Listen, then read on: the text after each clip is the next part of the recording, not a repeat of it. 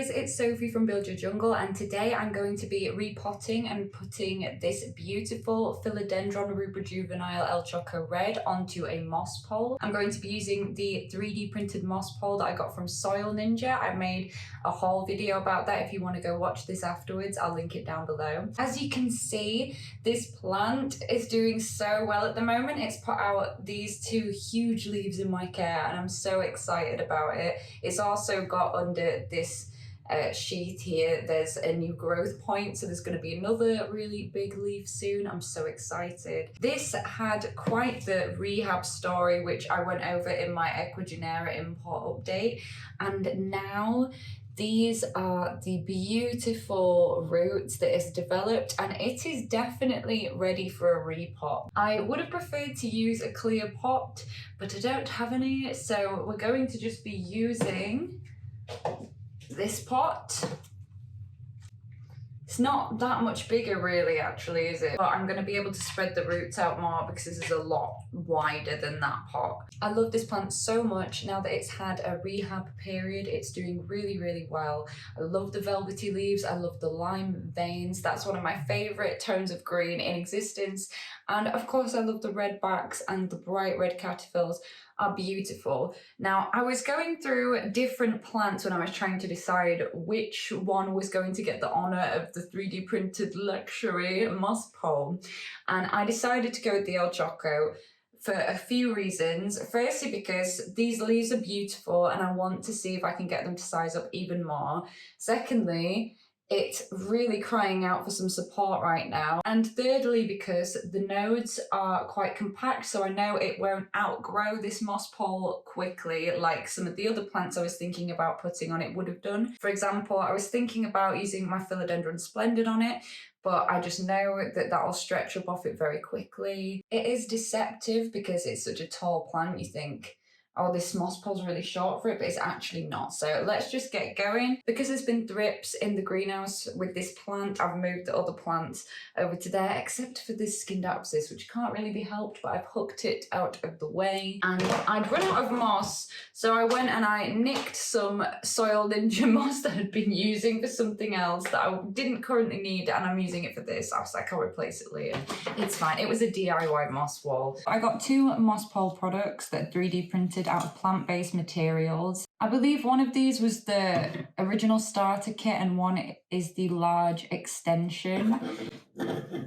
So I've forgotten which way around these go. But I did start to build this before and they basically just twist together.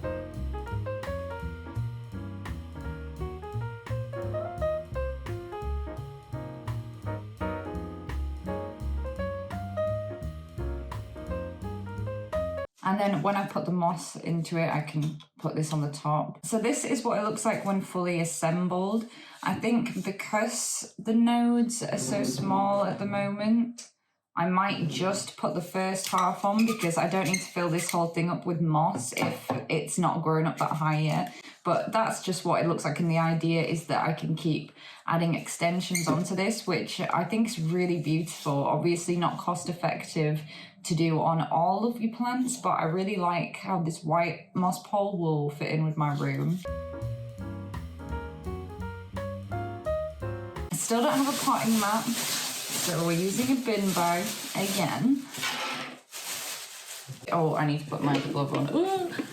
And I seem to be saying this every time in all my videos recently, but I'm having to wear gloves because I have very sensitive, easily irritated skin, and I've had to use pesticides on this plant. I'm usually someone that much prefers to garden bare hand. I love how the soil feels. Wow, these are so in there. Just try to loosen it up a bit. I do not want to lose this pot because I love these aeroid tower pots. Wow, that really does not want to come out. Mr. Stick, assist me. Way! Thank you, Mr. Stick. Wow. That is so rooted, it's insane. So beautiful and pink, healthy roots. I always give it a sniff just to make sure. I'm just gonna loosen a tiny bit at the bottom there.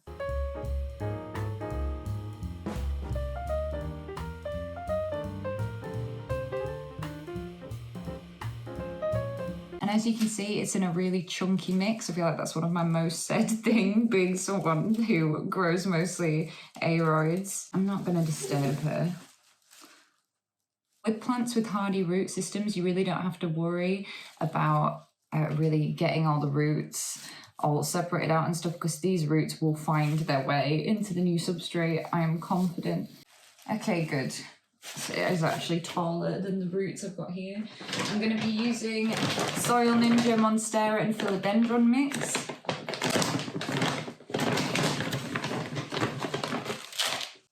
What was this pot from? Calathea arbifolia. I filled it up a bit at the bottom. I'm just gonna get her a bit situated and then I'll start.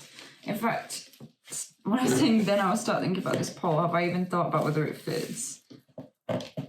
Yes, it will fit.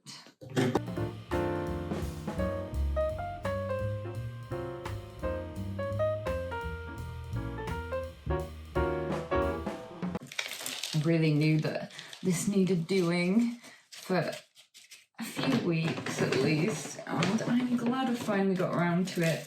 I've been so busy at the moment with markets and stuff.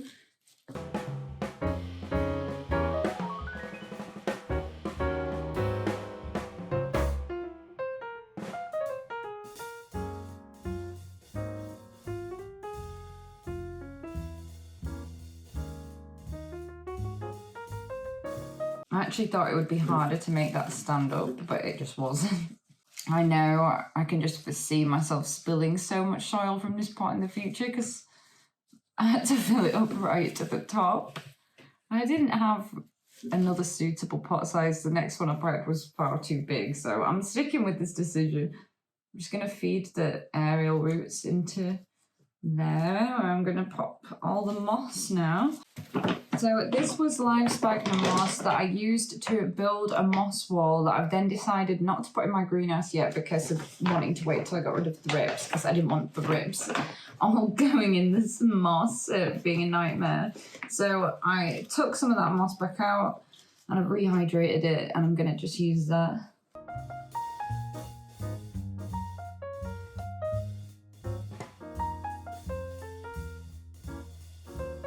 This is interesting.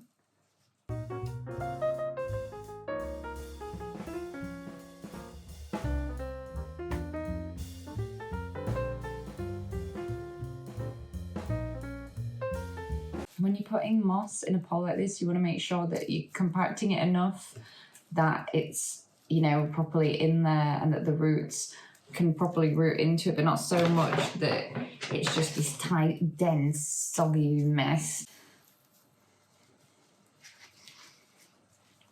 And then I can just add in some extra bits that were harder to get to. This root that I'm connecting in here, I'm going to tuck in with some moss as well in a minute. It's got quite a way to go at this first one because it's only here at the moment. So I'm going to put the cap on now, and then I will use the extension when the plant reaches the top of the pole.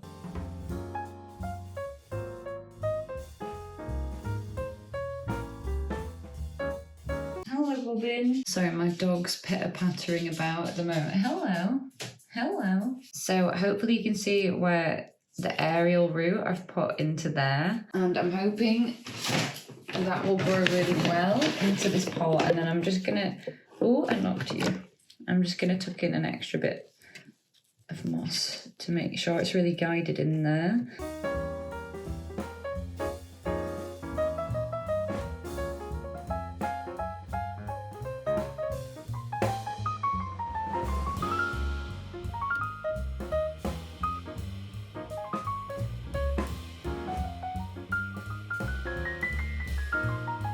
And just make sure it's not too tight.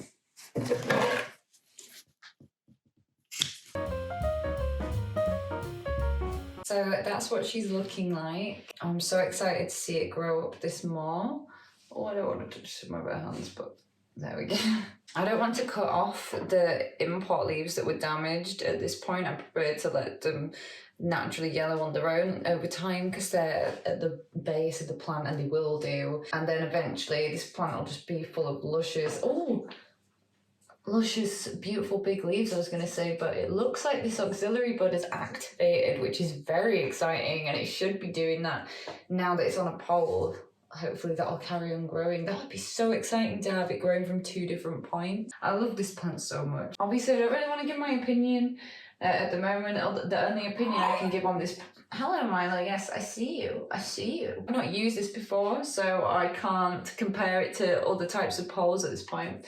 But I do really like how it looks. I like this plant-based. And it was easier to situate in the pot than I thought it was going to be. Milo, I'll give you attention in just a minute, I promise, Bubba. It feels secure, but I think that if you had lots of extensions on this, it would be really more wise to get the one with the brace, which is slightly more expensive. Yeah, I'm really happy that I've got this on a pole. Thank goodness. It's been on my plan to do this forever. And speaking of plant to-do list, I would love to know, what is the #1 planty thing you have been putting off doing? Anyway, I hope you guys enjoyed this video. It was just a quick one today with this beautiful El Choco. At the moment, I'm posting long form content on Fridays and short every day that I am able to. I'm also posting every day on Instagram. There's all kinds of stuff on there. Also, if you're interested in buying some illustrated art prints inspired by botany and nature, then please head over to my website. It's buildyourjungle.com. Thanks for watching. I hope you have a glorious day, whatever day you are watching this, and I'll see you next time.